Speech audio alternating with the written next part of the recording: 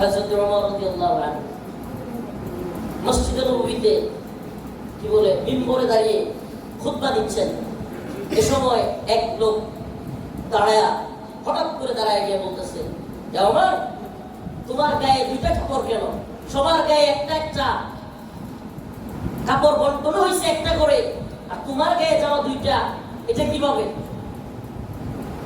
হযরত ওমর, যেই ব্যক্তি এত সাহসী ছিলেন,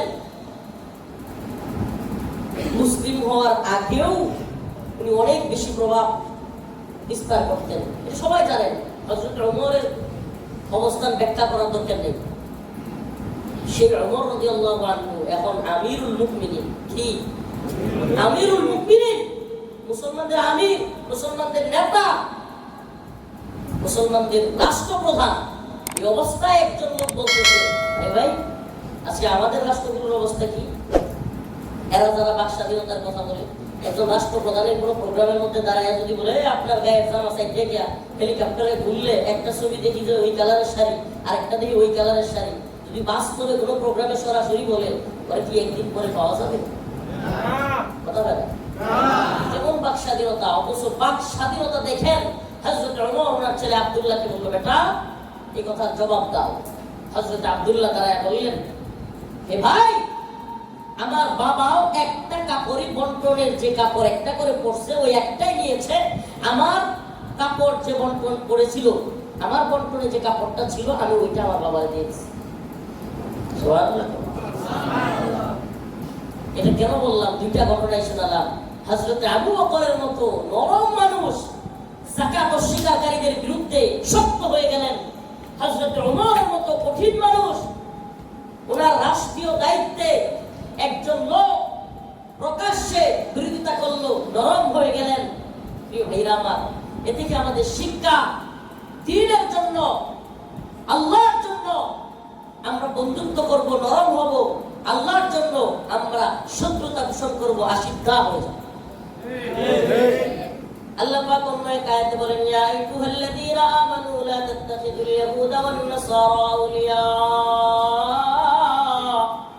বা'দুহুম আউলিয়াউ বা'দ ওয়া মান ইয়াতাওয়াল্লাহুম মিনকুম ফাইন্নাহু মিনহুম ইন্নাল্লাহা লা ইয়াহদিল কওমাজ যালিমিন। আল্লাহ অন্য এক আয়াতে বলেন, ইয়া আইয়ুহাল্লাযীনা আমানু ইমানদাররা লা তাত্তাখিযুল ইয়াহুদা ওয়ান নাসারা আউলিয়া, তোমরা ইহুদি খ্রিস্টানদেরকে বন্ধু বানায় না। এখন যারা ইহুদি খ্রিস্টানদেরকে বন্ধু বানায় যেমনি হোক ক্ষমতায় আসতে চায়, বুঝেন তো, যেমনি হোক ইহুদি খ্রিস্টান বন্ধু হলো, রাষ্ট্র কোন দিকে গেল এটা আমার দেখবার দরকার নাই। আমার হলো ক্ষমতা, আমার হলো চেয়ার, লাগবেই লাগবে। এরা কি কোরআন বিরোধী নয়? এরা কি ইসলাম বিরোধী শক্তি নয়?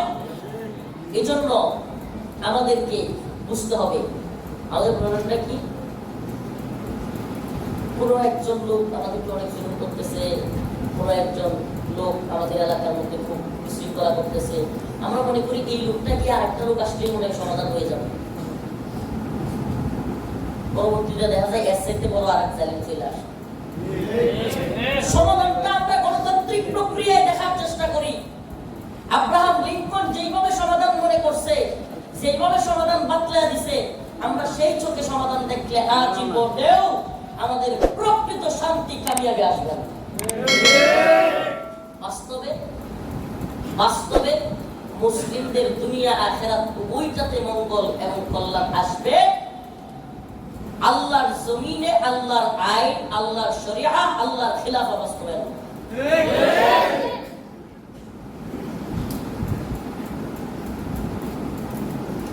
আল্লাহর বান্দা শেখুল হাদিস সাল্লাল্লাহু আলাইহি ওয়া সাল্লাম করতে গেছেন, আয়েশা বাইর হয়ে বলছেন, হয়তো খিলাফত শাহাদাত। আল্লাহ পাক তাকে এই অবস্থানের উপর দৃঢ় রাখার, অটল অবিচল রাখার তৌফিক দান করুন।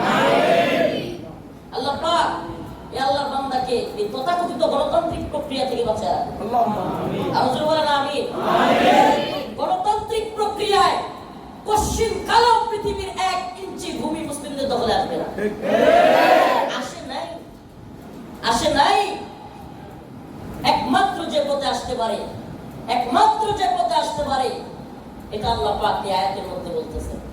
আম হাসিবতুম আন তাদখুলুল জান্নাহ ওয়ালাম্মা ইয়ালামিল্লাহু আল্লাযীনা জাহাদু মিনকুম। আল্লাহ বলেন, তোমরা কি মনে করো আম হাসিবতুম আন তুতরাকু, তোমাদের কেমনি এমনি ছেড়ে দেওয়া হবে? ওয়ালাম্মা ইয়ালামিল্লাহু আল্লাযীনা জাহাদু মিনকুম, তোমাদের মধ্যে কে জিহাদ করেছে এবং কে করে নাই আমি সেটা দেখব না? অবশ্যই দেখব। সুবহানাল্লাহি ওয়া বিহামদিহি, আল্লাহ পাক অবশ্যই দেখবেন আমাদের মধ্যে কে আল্লাহর রাস্তায় জিহাদ করেছে। আল্লাহর রাস্তায় জিহাদ করতে না পারি আমি, যদি কোনো সমস্যা থাকে তাহলে কি আমি বিরোধিতা করবো? মনের ইচ্ছাও কি রাখবো না? মাতা ولم يغزو ولم يحدث نفسه بغزو مات على شعبة من النفاق। রাসূল সুস্পষ্ট বলেছেন, যে ব্যক্তি জিহাদ করলো না, আল্লাহর রাস্তায় যুদ্ধ করলো না এবং যুদ্ধ করা আল্লাহর রাস্তায় জিহাদ করার ইচ্ছা বাসনা রাখলো না, মাত আলা শু'বাতি মিনান নিফাক, সে ব্যক্তি মুনাফিকের মৃত্যুবরণ করবে। সে মৃত্যু আমি কি মুনাফিক হয়ে মরতে চাই? এই নফসের জিহাদ, অমুক জিহাদ, তমুক জিহাদ, এগুলো মানুষের মধ্যে উম্মার মধ্যে সংশয় সৃষ্টি করে। আল্লাহ এবং তার রাসূলের দেখানো পথ বাদ দিয়ে জমহুরিয়ত ডেমোক্রেটিক পথে মুসলমানদেরকে পরিচালিত করে। আমি কি মুনাফিকের মৃত্যুবরণ করতে চাই? নাকি আমি মুসলিম হয়ে আল্লাহ এবং তার রাসূলের দেখানো পথে চলে জান্নাতে যেতে চাই? আমি জান্নাতে যাওয়ার সম্পর্ক আল্লাহ পাক নিজে বলে দিয়েছেন। জিহাদকে আল্লাহ পাক শর্ত আল্লাহ পাক জান্নাতে যাওয়ার রাস্তা বর্তমান সময়ে আপনি দেখেন না, আল্লাহ পাক কোরআনে বলছেন তোমাদের কি হয়ে গেল, তোমরা আল্লাহর রাস্তায় যুদ্ধ করতেছ? আমাকে বলেন, আল্লাহ পাক কি আল্লাহ নবী কিংবা তার সাহাবায়ে কেরাম কি কথা বলছেন? আল্লাহ নবী কিংবা তার সাহাবায়ে কেরাম কি জিহাদ থেকে বিরত থাকছিলেন? আল্লাহ পাক এভাবে ধমকি দিয়ে কি আল্লাহ নবীকে সাহাবায়ে কেরামকে ওনারা তো জিহাদ করতেছিলেন, তাহলে ওনাদেরকে বলার উদ্দেশ্য ছিল তাদেরকে মুনাফিক মার্কা মুসলমান যারা দাবি করি আমরা আমি বিরাট বড় মুসলমান, ইমানের অবস্থা এক মসজিদ আমি ইমান নেই, ওরা কিছু হইলে লাফালাফি শুরু করে দেয়। রসুলের প্রতি মহব্বত কি আমগর নাই? গালি দিলে আমগর কি লাগে না? আমি কি আর করবো, লাগে তো আপনাদের। আমরা লাগলে লাফায়া পড়ি, ওই সাতেনকে হত্যা করবো, নাইলে নিজে বাঁচবো না, নাইলে একটা কিছু হয়ে যাবে। আর আপনারা আম করে গুলি করেন, কিন্তু লাগে লাগে না? কেমন লাগছে? এই ইমান এটার মধ্যে দিয়ে অসুস্থ মানুষ